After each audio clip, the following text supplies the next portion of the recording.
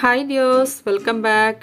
இன்னைக்கு நம்ம சேனல்ல கேரளா ஸ்டைல் மீன் பொள்ளிச்சது ரெசிபி எப்படி பண்றதுன்னு பார்க்க போறோம். இது ரொம்ப delicious and tasty fish recipe. இது குக் வித் கோமாளில கனி பண்ண ரெசிபி தான். இந்த ரெசிபி பண்றதுக்காக நான் 3 அயல மீன் எடுத்துர்க்கேன். இதுல வந்து உங்களுக்கு பாம்ஃப்ரெட் அல்லது ஷேரி அந்த மாதிரி எந்த ஃபிஷ் கிடைச்சாலும் நீங்க யூஸ் பண்ணலாம். கிங் ஃபிஷ்ல கூட நீங்க இந்த மாதிரி ட்ரை பண்ணி பார்க்கலாம். இது ரொம்ப டேஸ்டியான ரெசிபி. நல்லா க்ளீன் பண்ணி எடுத்துட்டு ஸ்லிட் மார்க்ஸ் வரைஞ்சு கொடுக்கலாம்.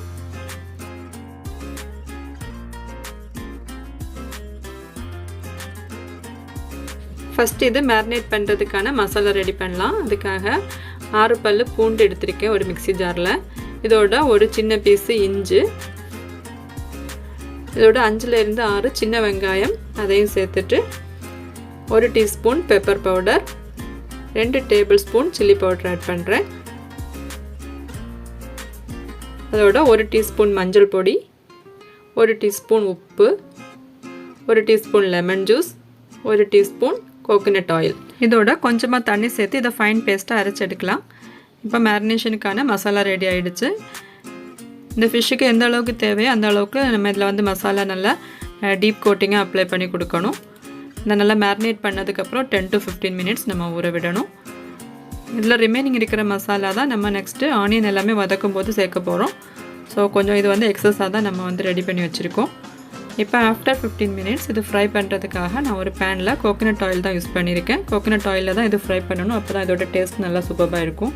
ஆயில் கொஞ்சம் அதிகமாகவே ஆட் பண்ணலாம். ஏன்னா இது ஃப்ரை பண்ணிவிட்டு ரிமைனிங் இருக்கிற ஆயிலில் வந்து நம்ம மசாலா எல்லாம் வதக்கலாம், ஆனியன் எல்லாம் வதக்கிறதுக்கு அதை தான் யூஸ் பண்ண போகிறோம். ஸோ இப்போ 3 ஃபிஷ்ஷையுமே இதில் சேர்த்துட்டு இது ஓவர் குக் பண்ண வேண்டாம். ஒரு 2 to 3 மினிட்ஸ் நல்லா 2 பக்கமும் திருப்பி போட்டு குக் பண்ணி எடுக்கணும்.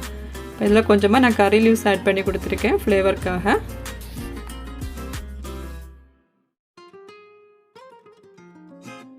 இப்போ ஃபிஷ் ஒரு பக்கம் நல்லா குக் ஆகிடுச்சு. நெக்ஸ்ட் பக்கமும் ஒரு 1 or 2 மினிட்ஸ் திருப்பி போட்டு குக் பண்ணதுக்கப்புறம் இது ஆயிலேருந்து ரிமூவ் பண்ணி மாற்றி வச்சிடலாம்.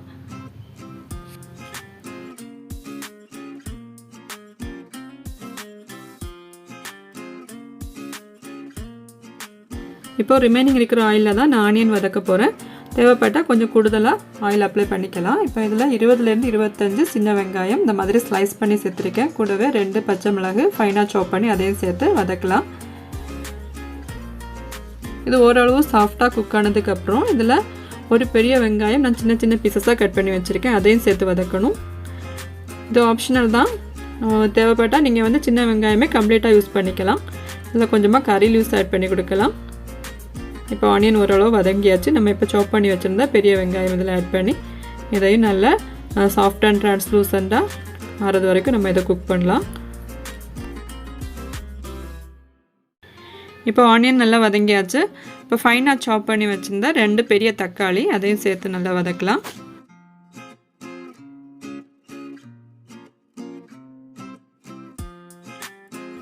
இப்போ நம்ம ஆல்ரெடி மேரினேஷனுக்காக ரெடி பண்ணி வச்சுருந்த மசாலா தான் ரிமைனிங் இருக்கிறது இதில் ஆட் பண்ண போகிறோம். இது 2 டேபிள் ஸ்பூன் அளவு வரும். இதில் இஞ்சி பூண்டு எல்லாமே சேர்ந்துருக்கு. ஸோ நம்ம எக்ஸ்ட்ரா மசாலாஸ் எதுவுமே இதை ஆட் பண்ண போகிறதில்ல. இந்த மசாலா மட்டுமே ஆட் பண்ணி இதை நல்லா மிக்ஸ் பண்ணி விடலாம். இந்த டைமில் இதில் தேவைப்பட்டால் கொஞ்சமாக உப்பு ஆட் பண்ணிக்கலாம். நான் இதில் 1/2 டீஸ்பூன் உப்பு ஆட் பண்ணியிருக்கேன். ஸோ ஆல்ரெடி மசாலாலையும் உப்பு இருக்குது. ஸோ ஆனியன் அண்ட் தக்காளிக்கு தகுந்த மாதிரி உப்பு ஆட் பண்ணால் போதும்.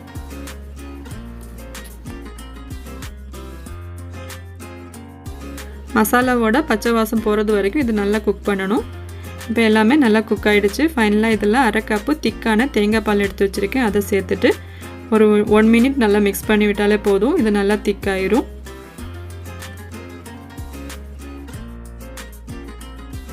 இப்போ நம்மளோட மசாலா நல்லா சூப்பராக ரெடி ஆகிருக்கு.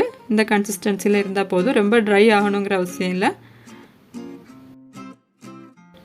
ஃபைனலாக இதில் சாப் பண்ணி வச்சுருந்தா கொரியாண்டர் லீவ்ஸ் சேர்த்துட்டு ஸ்விட்ச் ஆஃப் பண்ணிவிட்டு இந்த மசாலா அப்படியே மாற்றி வச்சிடலாம். இப்போ இந்த மசாலா ஃபிஷ் எல்லாமே ஃபோல்டு பண்ணி வைக்கிறதுக்காக நான் வாழையில எடுத்து வச்சுருக்கேன்.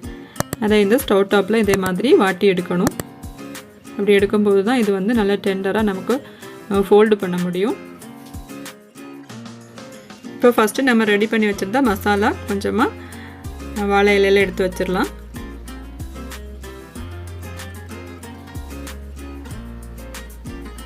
இப்போ நம்ம ரெடி பண்ணியிருக்கிற மசாலா 3 ஃபிஷ்ஷுக்கு சரியாக வரும். இது மேலே ஃபிஷ் எடுத்து வச்சுட்டு அதுக்கு மேலேயும் ஒரு கோட்டிங் மசாலா லேயர் அப்ளை பண்ணிடலாம்.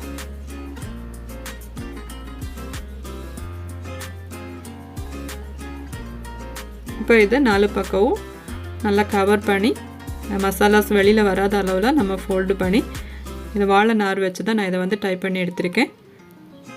நீங்கள் டொயின் நூல் கூட யூஸ் பண்ணலாம்.